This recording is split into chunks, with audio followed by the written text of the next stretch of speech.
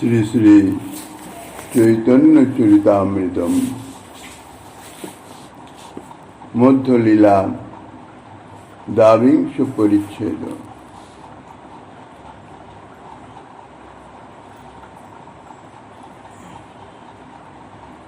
লোভে ব্রজবাসী ভাবে করে অনুগতি, শাস্ত্র যুক্তি নাহি মানেই রাগানুগার প্রকৃতি।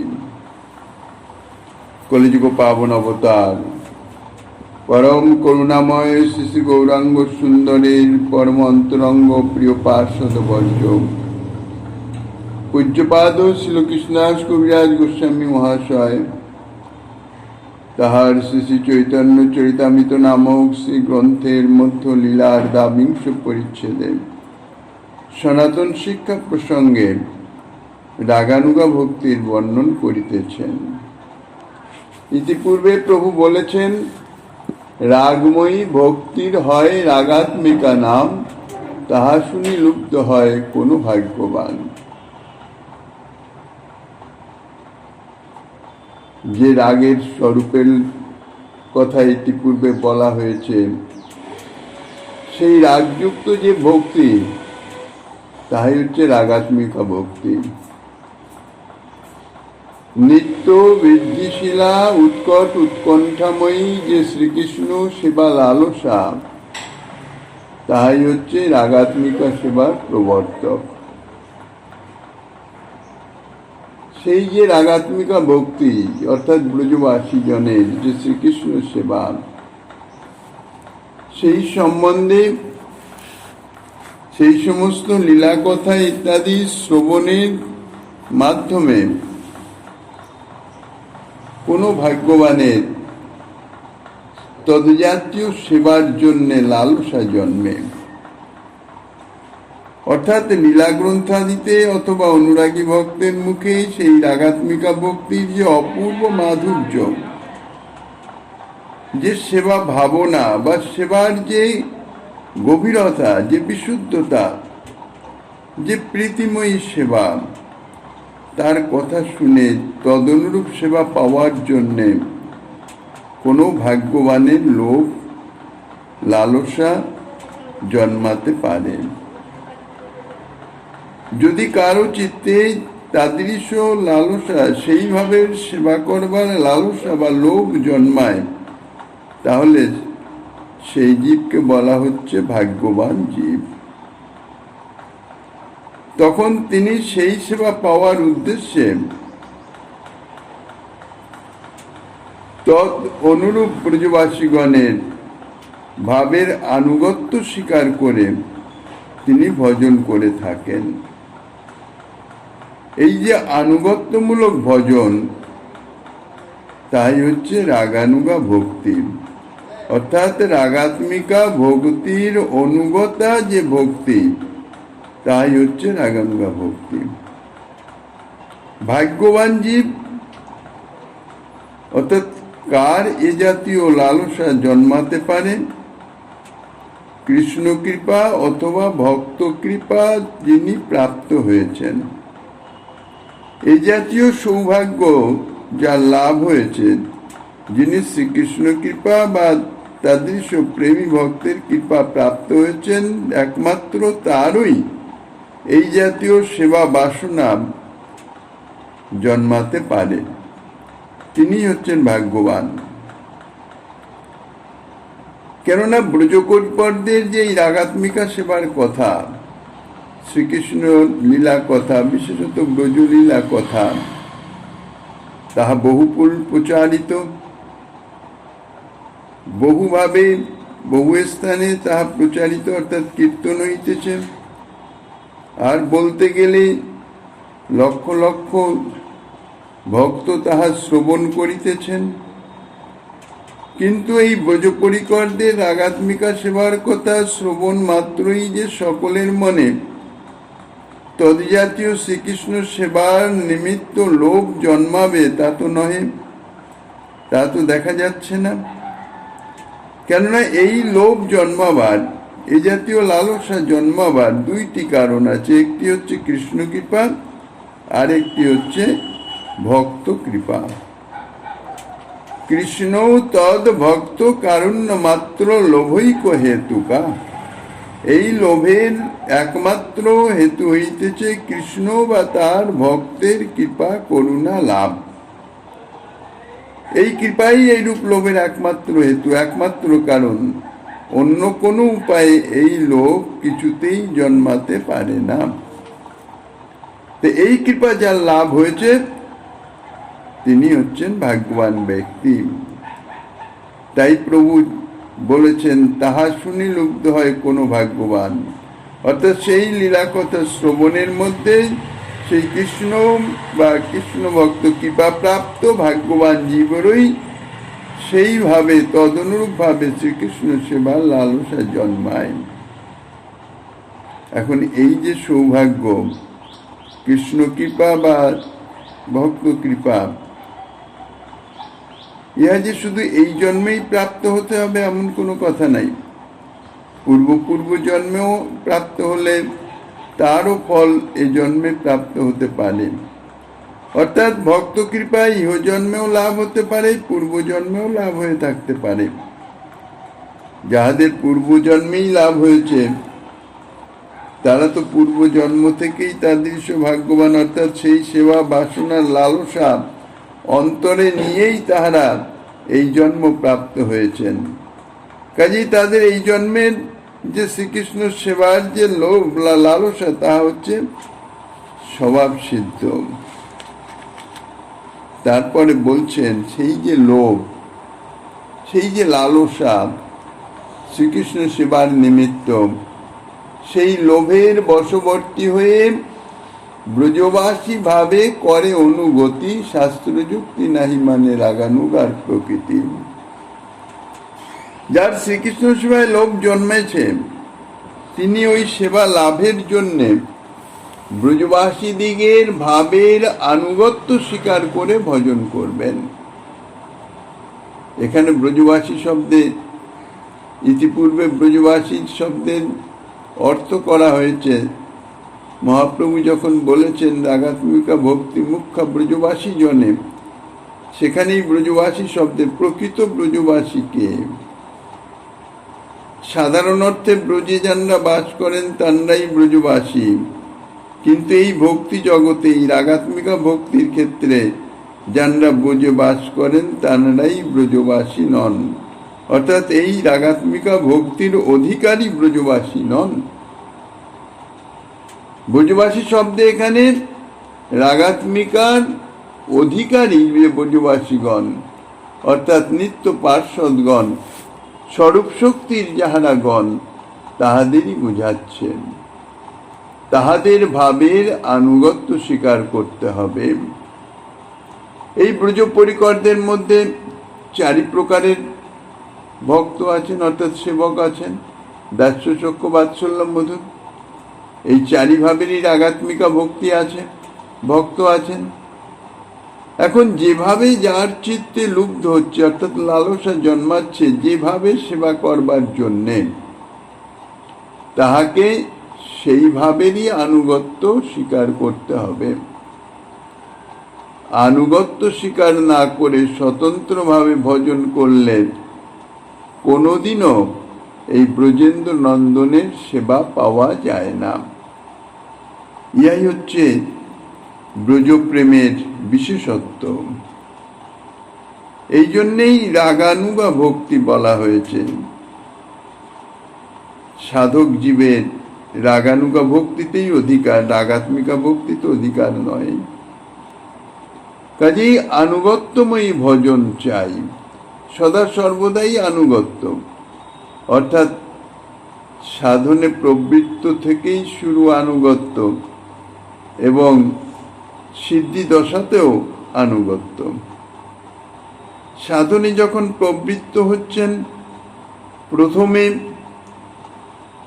সাধুমুখে কৃষ্ণলীলা কথা ইত্যাদি শ্রবণ এবং ভক্ত কৃপার মাধ্যমে যখন এভাবে সেবা বাসনা হৃদয়ে জাগছে, সেবা করার ইচ্ছা হচ্ছে, তখন সেই সাধুসঙ্গের প্রভাবে ধীরে ধীরে গুরু পাদাশ্রয় গ্রহণ, গুরু পাদাশ্রয় অর্থাৎ গুরু আনুগত্য স্বীকার, গুরুদেবের সঙ্গে সঙ্গে স্বজাতীয় বৈষ্ণবের আনুগত্য স্বীকার, অর্থাৎ প্রথম থেকেই আনুগত্যময়ী সর্ববিধ বিষয়, এই ভক্তি ধর্মের সর্ববিধ বিষয়। তারপর ধীরে ধীরে সাধনের ক্রম অতিক্রম করে প্রেম প্রাপ্তি যথাবস্থিত দেহে আনুগত্যময়ী ভজনের মাধ্যমে।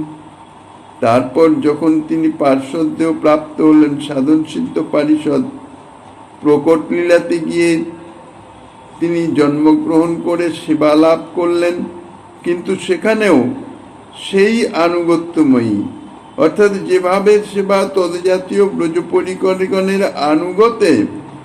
আনুগত্যে তিনি সেবায় নিযুক্ত হবেন, কখনো স্বতন্ত্রভাবে নয়। কাজে এই ভক্তির সাধন থেকে সিদ্ধি সমস্ত অবস্থাতেই হচ্ছে আনুগত্য। আনুগত্য যার নাই, সাধন জীবনে যদি আনুগত্য না থাকে, তাহলে তার তো সিদ্ধির কোনো অপেক্ষা নাই, প্রশ্নও নেই। কেননা এ ভজনটাই হচ্ছে আনুগত্যময়ী ভজন। কাজেই আনুগত্যই হচ্ছে মুখ্য। এই আনুগত্যের মাধ্যমে কৃপালাভ এবং ভজনের উৎকর্ষতা, অগ্রগতি। কাজেই স্বতন্ত্রভাবে ভজন করলেও কখনো ব্রজেন্দ্র নন্দনের সেবা পাওয়া যায় না। সখী অনুগতি বিনে ঐশ্বর্য জ্ঞানে বুঝিলেও নাহি পায় ব্রজেন্দ্র নন্দনে। রাসলীলার কথা শুনে ব্রজলীলায় প্রবেশের জন্যে লক্ষ্মী দেবীর লোভ হয়েছিল, লালসা হয়েছিল। তিনি তো নিত্য পরিকর, তিনি যথেষ্ট ভজনও করেছেন, তপস্যা করেছেন, কেননা তিনি তো স্বরূপ শক্তির নিত্য পার্ষদ। তার তো রাগাত্মিকা ভক্তি হওয়া উচিত, কিন্তু তিনি তো ব্রজ পরিকর নন। ভগবত পরিকর ঠিকই, ভগবত কান্তা শক্তি ঠিকই, কিন্তু তিনি তো বৈকুণ্ঠের, যেখানে ঐশ্বর্যের প্রাধান্য, আর ব্রজ তো বিশুদ্ধ মাধুর্যময় স্থান। কাজেই ঐশ্বর্যের অধিষ্ঠাত্রী দেবী, এই বিশুদ্ধ মাধুর্যে তানার লালসা জন্মালো। তিনি মনে করলেন তপস্যার মাধ্যমে তিনি তাহা লাভ করবেন, কঠোর তপস্যার মাধ্যমে। কঠোর তপস্যার মাধ্যমে কি লাভ হয়? ঐশ্বর্য লাভ হতে পারে, যাহা সচরাচর দেখা যায় আসরিক প্রবৃত্তি সম্পন্ন দৈত্য, দানব, রাক্ষস ইত্যাদি, তাহারা কঠোর তপস্যা করে প্রভূত শক্তির অধিকারী হন, অর্থাৎ প্রভূত প্রভাব, ঐশ্বর্য অধিকারী হয়ে যান। কিন্তু যত কঠোর তপস্যাই হোক না কেন, ভক্তি লাভ হয় না। ভক্তি লাভের জন্য আনুগত্য প্রয়োজন। যে জাতীয় ভক্তি তদ্জাতীয় পার্ষদের আনুগত্য। তখন এই ব্রজ ভক্তি লাভ করতে গেলে ব্রজ পার্ষদগণের আনুগত্য চাই। কিন্তু ঐশ্বর্যের অধিষ্ঠাত্রী দেবী লক্ষ্মী, তিনি আনুগত্য কেন স্বীকার করবেন? তিনি নারায়ণের বক্ষবিলাসিনী, কান্তা শক্তি। কাজেই তিনি আনুগত্য স্বীকার না করে স্বতন্ত্রভাবে ভজন করে তিনি রাসলীলায় প্রবেশ করবেন, রাসলীলার রস আস্বাদন করবেন। এই বাসনায় তপস্যা করলেন, কিন্তু রাসলীলা প্রবেশের দরজা রুদ্ধই রইল। সে কপাট খুলতে পারলেন না, প্রবেশ করতে পারেন নাই। সেই জন্যই রাগাত্মিকার আনুগত্যময় ভজনই হচ্ছে রাগানুগা ভক্তি। এই যে রাগানুগা ভক্তির কিছু বিশেষত্ব আছে। বলছেন শাস্ত্র যুক্তি নাহি মানে। প্রথম যে ভক্তির কথা বলা হয়েছে বিধি ভক্তি, তাহা শাস্ত্র যুক্তি সম্মত, শাস্ত্র যুক্তির উপর অপেক্ষমান। শাস্ত্র বিধিনিষেধের হচ্ছে সেই ভক্তির প্রবর্তক, আর এই রাগ ভক্তি সম্পূর্ণ তার বিপরীত। এখানে শাস্ত্র প্রবর্তক তো নয়, উপরন্তু শাস্ত্রে বর্ণিত বিধিনিষেধেরও কোনো অপেক্ষা নাই, শাস্ত্র যুক্তির অপেক্ষা রাখে না। তত্ত্ব ভাবাদি মাধুর্য ইত্যাদি শ্লোকে যে টিকাতে বলেছেন ভি অত্র ন শাস্ত্রং ন যুক্তিঞ্চ যৎ অপেক্ষতে, এই অংশের পয়ারেই গোস্বামীপাদ বলেছেন শাস্ত্র যুক্তি নাহি মানে। শ্রীল বিশ্বনাথ চক্রবর্তী পাদও এই পয়ারের অর্থ লিখেছেন অত্রায়ম অর্থ রাগানুগা ভক্তি শাস্ত্র যুক্তি ন মন্যতে তজ্জননে শাস্ত্র যুক্তপেক্ষা নাস্তিত্বর্থ তত্ত্ব ভাবাদি মাধুর্য শ্রবণেন জাতত্বাৎ। সুতরাং এখানে শাস্ত্র যুক্তি নাহি মানে তার মানে কিন্তু এটা নয় যে ইচ্ছাকৃতভাবে সে মানছে না।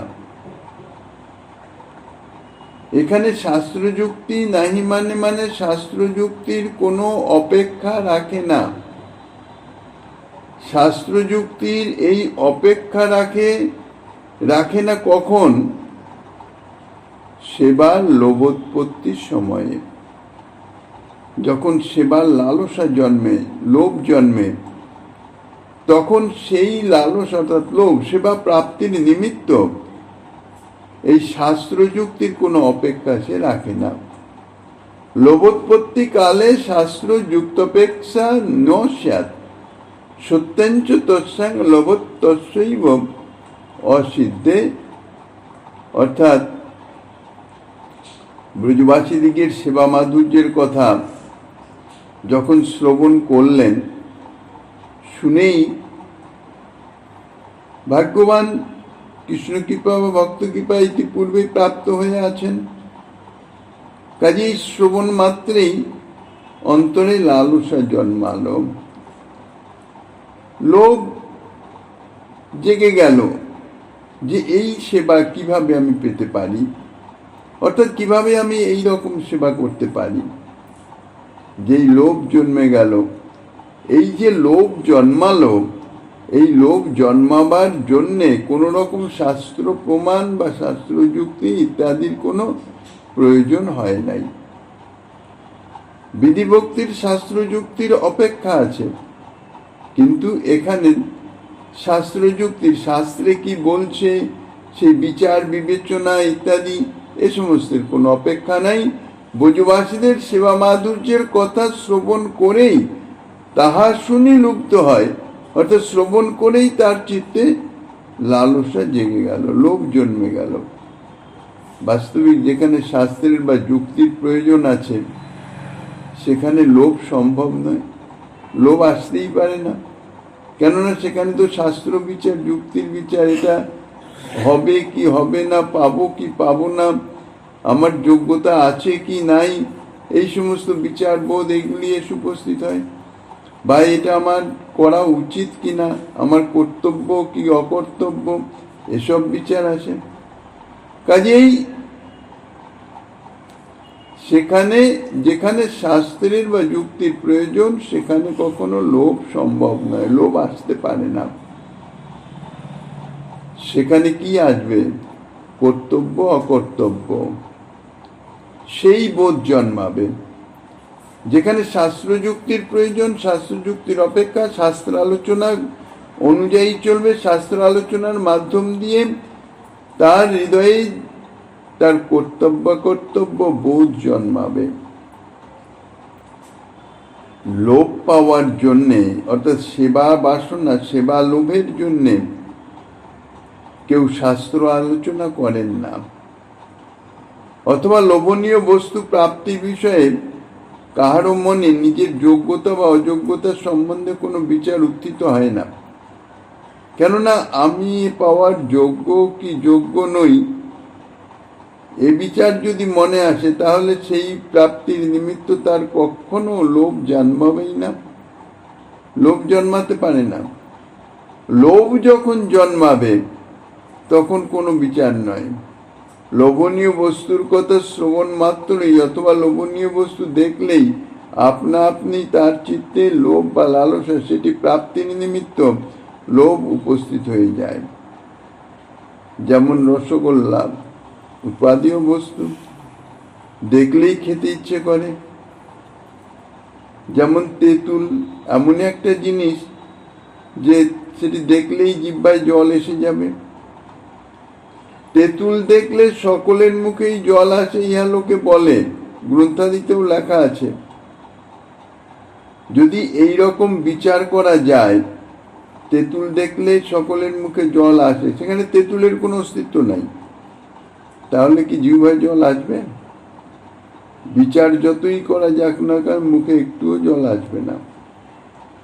জ্বর বিকারগ্রস্ত রোগীরও তেঁতুল দেখলে খেতে ইচ্ছা হয়, মুখে জল আসে, কিন্তু তেঁতুল তার কুপথ্য, সুতরাং খাওয়া উচিত নয়। এইরূপ বিচার বোধ করে তার যে জিহ্বার জল আসা, সেটা কি বন্ধ হয়? সেটা হয় না।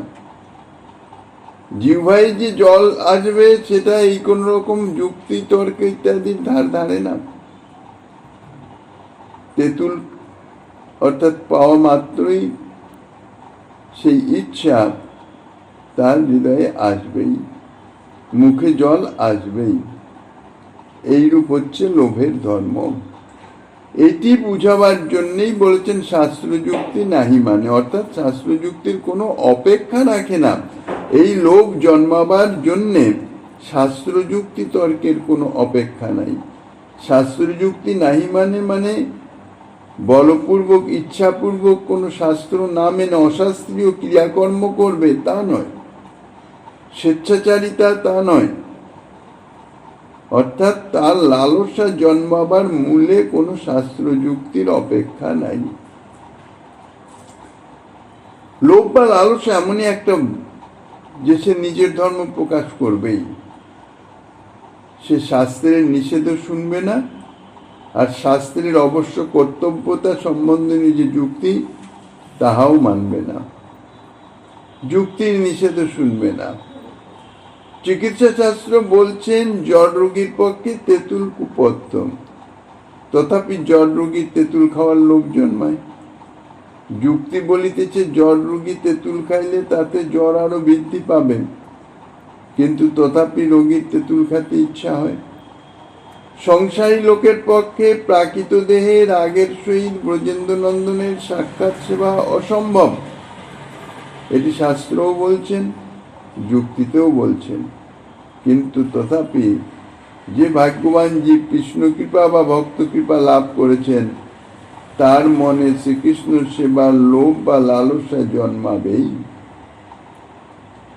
তাহলে বৈধীয় রাগানুগ ভক্তির পার্থক্য হচ্ছে এই যে শাস্ত্র যুক্তি অর্থাৎ শাস্ত্র শাসনের ভয় হচ্ছে এই বৈধী ভক্তির প্রবর্তক, অর্থাৎ বৈধী ভক্তি শাস্ত্র যুক্তির অপেক্ষা রাখে, আর শ্রীকৃষ্ণ সেবার লোভ হচ্ছে রাগানুগা ভক্তির প্রবর্তক, অর্থাৎ শাস্ত্র যুক্তির কোনো অপেক্ষা রাখে না। রাগানুগা ভক্তি শ্রীকৃষ্ণ সেবার অপেক্ষা রাখে, সেবা বাসনার। এখন লোভ জন্মাবার সময় শাস্ত্র বা যুক্তির কোনো অপেক্ষা থাকে না, সত্য। একটা লোভনীয় বস্তু লাভ করতে হলে শাস্ত্র যুক্তির অপেক্ষা তো রাখতেই হয়। রসগোল্লা খাওয়ার লোভ জন্মিলেই কিন্তু রসগোল্লা খাওয়া হয় না, রসগোল্লার জোগাড় করতে হবে।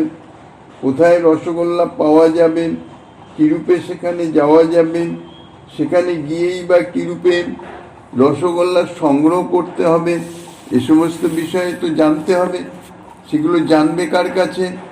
যারা রসগোল্লা প্রাপ্ত হয়েছেন, খেয়েছেন, তাদের নিকটে জেনে নিতে হবে, এবং তাদের উপদেশ অনুসারে যদি চলা যায় তাহলে সে তার সেই লোভনীয় বস্তু রসগোল্লা প্রাপ্ত হতে পারে। এই জন্য বলেছেন মহাজন যেন গত স্বপন্থা। কিরূপে রসগোল্লা তৈরি করতে হয় তা পুস্তকাদিতে দেখে নিতে হবে, এবং রসগোল্লা যিনি প্রস্তুত করেছেন তাহার উপদেশ অনুসারে তা তৈরির চেষ্টা করতে হবে। এভাবেও রসগোল্লা প্রাপ্ত হতে পারা যায়। তা ঠিক সেই রকম রাগমার্গে শ্রীকৃষ্ণ সেবার নিমিত্ত যার লোক জন্মেছে, নিজেকে সেই সেবার উপযোগী করবার জন্যে, অর্থাৎ সেই সেবা প্রাপ্তির জন্যে আগে তো অধিকারী হতে হবে, যোগ্যতা লাভ করতে হবে। আর সেই যোগ্যতা বা অধিকারী হওয়ার জন্যে কি কি উপায় আছে তাহা শাস্ত্রাদি থেকেই দেখে নিতে হবে।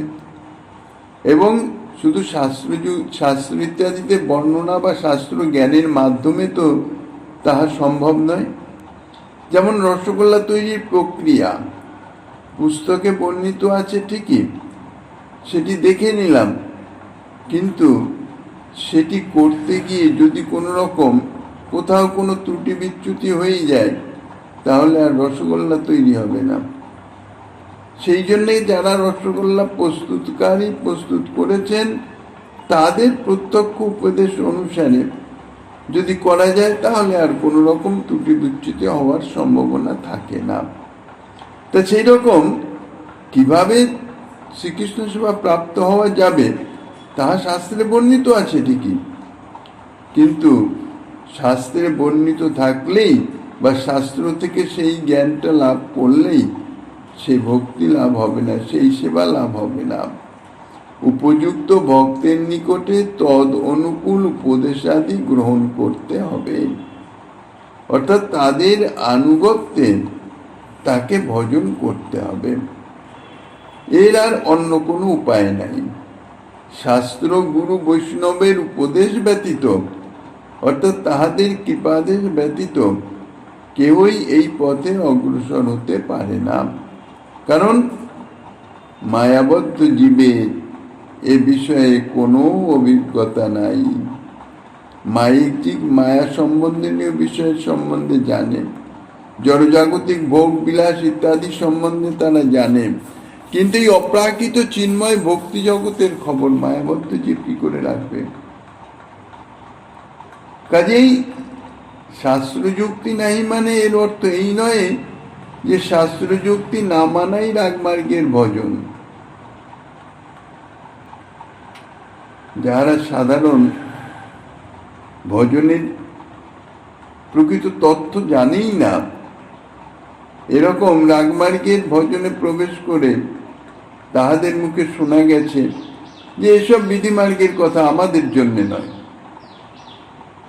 আমরা রাগমার্গের উপাসক, এসব আমাদের জন্য নয়। অর্থাৎ শাস্ত্রে যে বিধি নিষেধ আছে সেগুলি আমাদের জন্য নয়। তার মানে তারা শাস্ত্রযুক্তি শাস্ত্রবিধি মানে না। এটি কিন্তু রাগমার্গের ভজন নহে। কেননা শাস্ত্রযুক্তি না মানাই রাগমার্গের ভজন নয়। তাই যদি হতো তাহলে কৃষ্ণকে না মানাই রাগমার্গের ভজন হতো। কারণ শাস্ত্রের কার্য কি? শাস্ত্র কে? শ্রীকৃষ্ণই তো শাস্ত্ররূপে প্রকাশিত হচ্ছেন। কেন? জীবের নিকটে নিজের পরিচয় প্রদান করবার জন্য। শাস্ত্রই তো জীবের নিকটে শ্রীকৃষ্ণের পরিচয় দিয়েছেন। অন্নপাকের বিধি এই যে হাঁড়িতে জল দিয়ে তাতে চাল দিয়ে সিদ্ধ করতে হবে। এখন এই যে বিধি, এই যে প্রক্রিয়া, এখন যদি বলি যে এটা বিধিমার্গের কথা, এটা আমাদের জন্য নয়, আমরা অন্যভাবে অন্ন তৈরি করব, এই বিধিকে না মেনে আমি যদি একখণ্ড পাতার উপরে চাল রেখে সিদ্ধ করার চেষ্টা করি, বা হাঁড়ি উল্টে তার উপরে বিধিপ্রোক্ত চালের পরিবর্তে কতগুলি মাটি রেখে আগুনে জাল দেওয়ার পরিবর্তে জল ঢেলে দিই ইত্যাদি, অর্থাৎ বিপরীত কোনো ক্রিয়া করি নিশ্চিত বিধি বা প্রক্রিয়া বাদ দিয়ে, তাহলে তো কোনো কালেই অন্ন আর তৈরি হবে না, অন্ন আর পাওয়া যাবে না। অন্ন পেতে গেলে অন্নপাকের যে বিধান শাস্ত্র বর্ণনা করেছেন সেই বিধান অনুসারেই চলতে হবে, নচেত অন্ন তো পাওয়া যাবেই না, বরং একটু উৎপাতের সৃষ্টি হবে। ঠিক সেই রকম ব্রজেন্দ্র নন্দনের সেবা পেতে হলে তদ উদ্দেশ্যে যে সকল শাস্ত্রীয় বিধিবিধান আছে, যে প্রক্রিয়ার মাধ্যমে সেই সেবা লাভ হয়, তার অনুসরণ করতেই হবে। রাগমার্গের শাস্ত্রবিধি উপেক্ষা করে নিজের মন গড়া উপায় অবলম্বন করলেন, তাতে ভজন তো হবেই না, একটা উৎপাতের সৃষ্টি হবে, অপরাধের সৃষ্টি হবে। এই জন্যই ভক্তি রসামৃত সিন্ধু বলেছেন, স্মৃতি শ্রুতি পুরাণ আদি পঞ্চরাত্রং বিধিং বিনা আত্যন্তিকী হরি ভক্তি রুৎপাতায়ৈব কল্পতে। স্মৃতিশাস্ত্র, শ্রুতিশাস্ত্র, পুরাণ, পঞ্চরাত্র ইত্যাদি যে সমস্ত শাস্ত্রে যে সমস্ত বিধি বর্ণিত আছে, সেগুলি না মেনে যদি উৎকট হরিভক্তিও করা যায়, তাহাতে ভক্তি লাভ তো হবে না, উৎপাতই সৃষ্টি হবে। এখানে আরেকটু বিষয় বিবেচ্য এই যে রাগানুগার প্রকৃতি এই যে এটি ব্রজবাসীর ভাবের অনুগতি করে দেয়, অর্থাৎ আনুগত্যে সেবা প্রবৃত্ত করায়।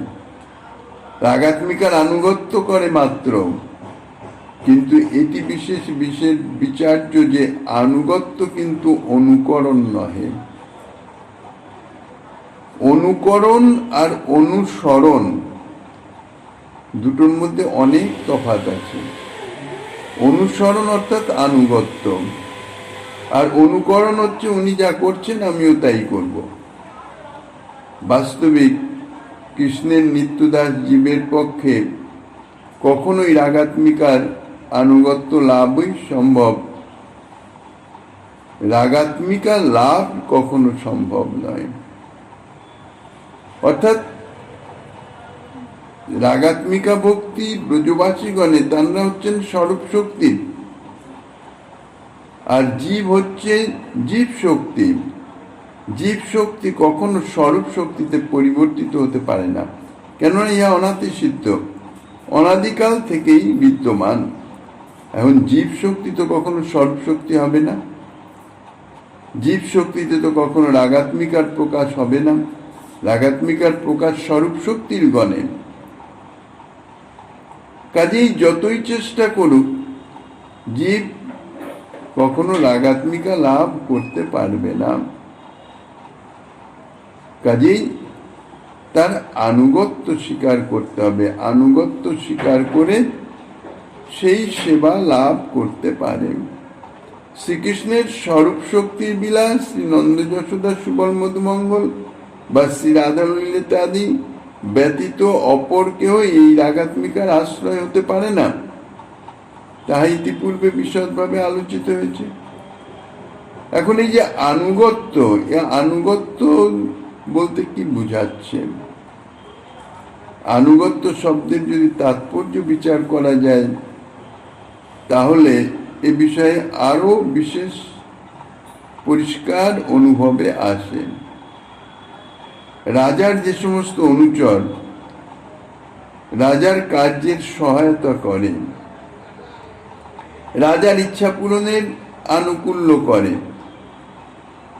তাদেরই তো বলা হয় রাজার অনুগত। রাজাও তাদের প্রতি সন্তুষ্ট থাকেন, তাদের কৃপা করেন, অনুগ্রহ করেন। কিন্তু যারা রাজার রাজত্ব লাভের প্রয়াসী, অর্থাৎ রাজার সন্তোষ বিধান নয়, রাজাকেই মেরে দিয়ে আমি রাজার রাজত্বই লাভ করে নিব, তাদিগকে কখনো রাজার অনুগত লোক বলা যাবে না।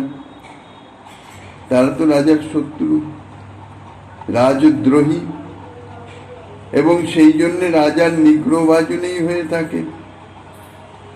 ঠিক সেই রকম রাগাত্মিকা ভক্তির আনুগত্য দ্বারা ইহাই বোঝায় যে রাগাত্মিকার যে সমস্ত সেবা, সেই সমস্ত সেবার সহায়তা বা আনুকূল্য করা। রাগাত্মিকার মূল আশ্রয় যে সমস্ত ব্রজবাসী, তাহারা যে সমস্ত সেবা করে শ্রীকৃষ্ণকে সুখী করেন,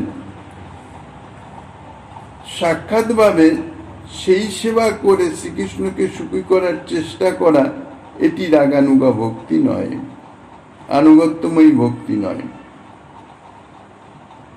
আনুগত্যময়ী যারা, তাদের কাজকে যারা সেবা করিতেছেন, অর্থাৎ রাগাত্মিকার সেবা অর্থাৎ ব্রজবাসীজন তাদের সহায়তা করার, সেবার আনুকূল্য করা, অর্থাৎ সেবার আয়োজনাদি করে দেওয়া, জোগাড় করে দেওয়া, এক কথা সহায়তা করা।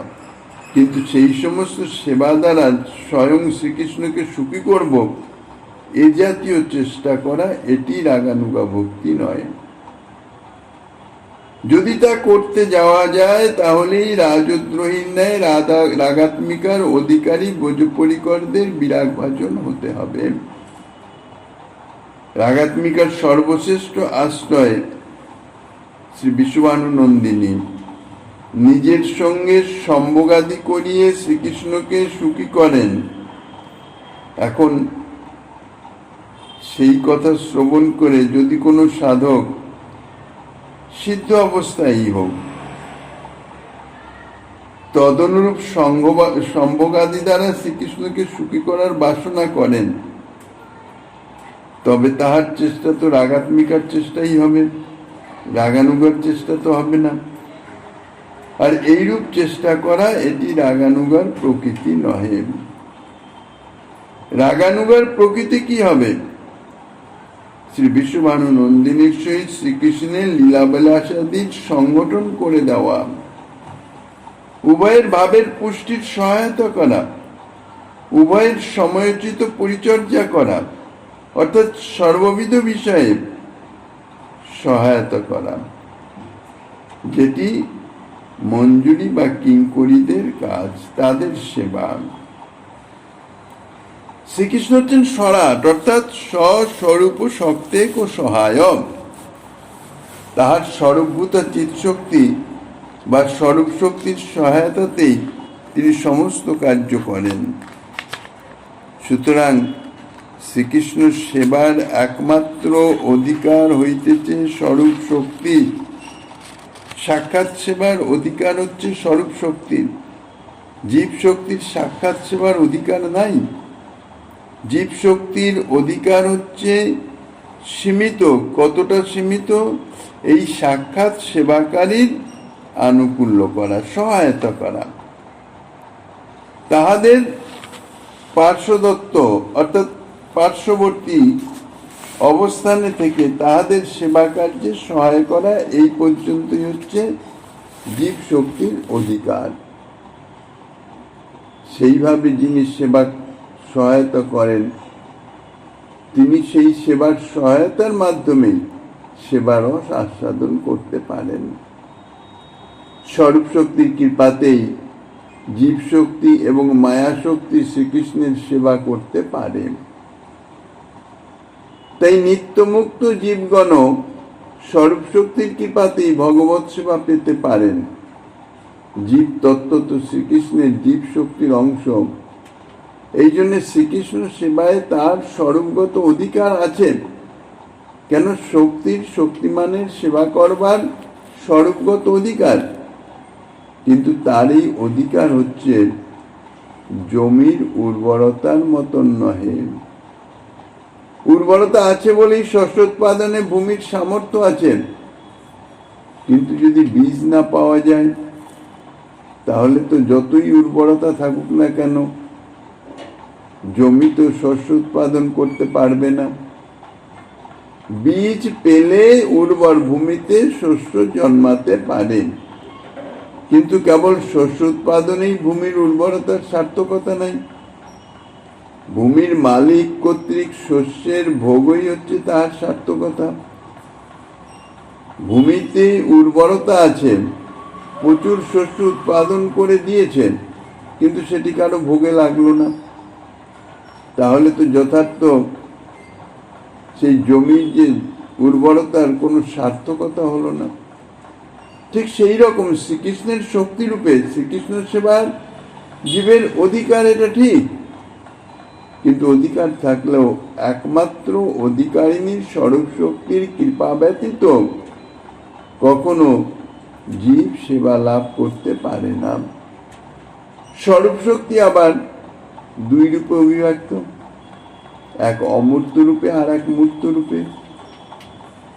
অমূর্ত রূপে যে স্বরূপ শক্তি জীবে আবির্ভূত হয়ে প্রেম রূপে বিরাজ করেন, অর্থাৎ স্বরূপ শক্তিরই তো বৃত্তি বিশেষ এই ভক্তি বা প্রেম। লাদিনীর সার প্রেম বলেছেন, লাদিনী শক্তি অর্থাৎ শ্রীকৃষ্ণের স্বরূপ শক্তি, তার সার হচ্ছে প্রেম। কাজেই শ্রীকৃষ্ণ সেবায় জীবের অধিকার থাকলেও এই স্বরূপ শক্তির কৃপা ব্যতীত জীব সেই সেবা লাভ করতে পারেন না। তো এই স্বরূপ শক্তি যে অমূর্ত রূপে আর মূর্ত রূপে, অমূর্ত রূপে স্বরূপ শক্তি জীবে আবির্ভূত হয়ে তাহা প্রেম রূপে প্রকাশিত হয়, অর্থাৎ জীব হৃদয়ে বিরাজ করে, যেমন ভূমির পক্ষে বীজের ন্যায়। ভূমি যেমন বীজ প্রাপ্ত হচ্ছে সেই রকম। আর মূর্ত রূপে যে স্বরূপ শক্তি তাহা অনাদি সিদ্ধ পরিকর রূপে লীলাতে শ্রীকৃষ্ণের সেবা করেন। লীলাতে শ্রীকৃষ্ণ সেবার একমাত্র তাদেরই অধিকার। তারা কৃপা করে প্রাপ্ত প্রেম জীবকে সেবা দিলেই জীব সেবা পেতে পারে। তারা যদি কৃপা করে সেবা না দেন তাহলে সেবা পাওয়ার কোনো সম্ভাবনা নাই। কাজেই দেখা যাচ্ছে স্বরূপ শক্তির কৃপা ব্যতীত জীব কখনোই শ্রীকৃষ্ণ সেবা পেতে পারে না। যাহার কৃপায় সেবা প্রাপ্তি তার আনুগত্য তো সদা সর্বদাই রক্ষা করতে হয়, অর্থাৎ তার আনুগত্য তো স্বাভাবিক। সুতরাং রাগাত্মিকা সেবার অধিকারী নিত্যসিদ্ধ পরিকর বর্গের আনুগত্যময়ী সেবাতেই জীবের অধিকার। স্বাতন্ত্র্যময়ী রাগাত্মিকায় তার অধিকার নাই। এখন প্রশ্ন হতে পারে, এই যে আলোচনা হলো এতে তো শাস্ত্রের কথা বা যুক্তির কথা বলে মনে হচ্ছে, প্রকাশিত হচ্ছে। শাস্ত্রে বর্ণিত আছে সাক্ষাৎ সেবায় জীব শক্তির অধিকার নাই, রাগাত্মিকা পার্শ্বদগণের সেবার আনুকূল্য করা, সহায়তা করাই অধিকার। এগুলো তো শাস্ত্রের কথা, অর্থাৎ যুক্তির কথা। কিন্তু লোক তো শাস্ত্র যুক্তির অপেক্ষা রাখে না, ইতিপূর্বে বলা হয়েছে। এখন যদি কাহারও রাগাত্মিকা ভক্তির জন্যই লোক জন্মে যায় তাহলে কি হবে? সাক্ষাৎভাবে শ্রীকৃষ্ণকে সেবা করবার জন্যে, অর্থাৎ ব্রজবাসীগণ যেভাবে সেবা করেন ঠিক সেইভাবেই সাক্ষাৎ সেবা করবার জন্য যদি তার লোক জন্মে যায় তাহলে কি অবস্থা হবে? তার উত্তরে বলা যায় লোভের একমাত্র হেতু হচ্ছে কৃষ্ণ কৃপা বা ভক্ত কৃপা। ইতিপূর্বে বলা হয়েছে যার কৃষ্ণ কৃপা বা ভক্ত কৃপা লাভ হয় নাই তার এই জাতীয় লোক কস্মিন কালেও হতে পারে না, কেননা অন্য কোন উপায়ে এই লোক জন্মাতে পারে না। এখন যার প্রতি কৃষ্ণের বা কৃষ্ণ ভক্তির কৃপা হবে, রাগানুগা ভক্তির প্রতি তার লোভ জন্মাবে, কখনো রাগাত্মিকা ভক্তির প্রতি লোভ জন্মাতে পারে না। ইহাই হচ্ছে কৃপার স্বধর্ম। যিনি কৃপা করেন তিনি এমনভাবে কৃপা করেন অর্থাৎ তার কৃপাটা যেন সার্থক হয়, অর্থাৎ তার যে প্রাপ্তব্য বস্তু সে প্রাপ্ত হতে পারে, যেটি পাওয়া একেবারেই অসম্ভব। তার জন্য লোভ জন্মানো এটা কোনো কৃপার কার্য নহে। এতে অকৃপারই পরিচয় পাওয়া যায়। যেটি পাওয়া সম্ভব নয় তার জন্য যিনি লোভ জন্মাবেন এবং তা পাওয়ার উপায় যিনি জানিয়ে দেবেন তাকেই কৃপালু বলা যায়। অর্থাৎ যেটি পাওয়া সম্ভব তার জন্যে লোভ লালসা জন্মানো এবং সেটি প্রাপ্তির উপায় ইত্যাদি বলে দেওয়া, ইহাই হচ্ছে কৃপা, প্রকৃত কৃপা। এখন প্রশ্ন হতে পারে রাগাত্মিকার আনুগত্যময় যে ভাবের জন্যে সাধক জীবের লোভ হবে সেরূপ কোনো ভাবের পাত্র বা আশ্রয় ব্রজের নিত্যসিদ্ধ পরিকরদের মধ্যে আছে কি না? যদি থাকে তাহলেই তো তাদের আনুগত্যময় ভাব মাধুর্যের কথা শ্রবণ করে তাতে লোভ জন্মাবে। তার উত্তরে বলা যায় যে রাগাত্মিকার আনুগত্যময় ভাবের আশ্রয়ও নিত্যসিদ্ধ পরিকরদের মধ্যে আছেন। শ্রীকৃষ্ণের স্বরূপ শক্তির বিলাস যেমন রাগাত্মিকার আশ্রয় রূপে বিভিন্ন ভাবযোগী পরিকর হয়ে বোঝে অবস্থান করছেন, রাগাত্মিকার আনুগত্যময়ী রাগানুগা ভক্তির আশ্রয় রূপেও তাঁরা অবস্থান করছেন। কাজেই আদর্শের কোনো অভাব নাই। শ্রীরূপ মঞ্জুরি, রতি মঞ্জুরি, রসমঞ্জুরি, অনঙ্গ মঞ্জুরি ইত্যাদি যে সমস্ত মঞ্জুরিগণ, তাদের যে সেবা, নিত্য সেবাতেই তাদের সেবা হচ্ছে রাগানুগার অর্থাৎ আনুগত্যময়ী সেবা, অর্থাৎ তারাই হচ্ছেন রাগানুগার আশ্রয় স্বরূপা। তারাও কিন্তু শ্রীকৃষ্ণের স্বরূপ শক্তিরই বিলাস, কিন্তু স্বরূপ শক্তির বিলাস হলেও তাঁরা সাক্ষাৎভাবে সেবায় রত হন না, সদা সর্বদাই আনুগত্যময়ী সেবা। ইহারা রাগাত্মিকার আনুগত্য স্বীকার করে, অর্থাৎ এই সমস্ত মঞ্জুরিগণ শ্রীমতী রাধারানী আনুগত্য স্বীকার করে শ্রীকৃষ্ণ সেবার সহায়তা করেন, অর্থাৎ রাগাত্মিকা সেবার আনুকূল্য মাত্র করে থাকেন। এই জন্যে এদের সেবার মাধুর্য সর্বাধিক বেশি। আর এই মাধুর্যের কথা শ্রবণ করেই সৌভাগ্যবশত যদি কারো লোভ জন্মে, তাহলে শ্রীরূপ মঞ্জুরি আদি যে মূল তাদের লোভের যে মূল উৎস, সেই পার্শ্বদগণের আনুগত্য স্বীকার করে রাগানুগা মার্গে ভজনে প্রবৃত্ত হওয়া উচিত। যদি এই সমস্ত নিত্যসিদ্ধ পার্শ্বদ যাদের সেবা আনুগত্যময়ী সেবা, তাদেরই আনুগত্য করে যদি ভজন করা যায়, তাহলেই ব্রজেন্দ্র নন্দনের সেবা প্রাপ্ত হওয়া যেতে পারে। এ সম্বন্ধে আরো যাহা কিছু আস্বাদনে দিচ্ছেন শ্রীমন মহাপ্রভু গিরিধারীলালের কৃপা হলে আগামী দিন আস্বাদনের বাসনা রেখে অধ্যকার শ্রী চৈতন্য কথার এখানেই বিশ্রাম।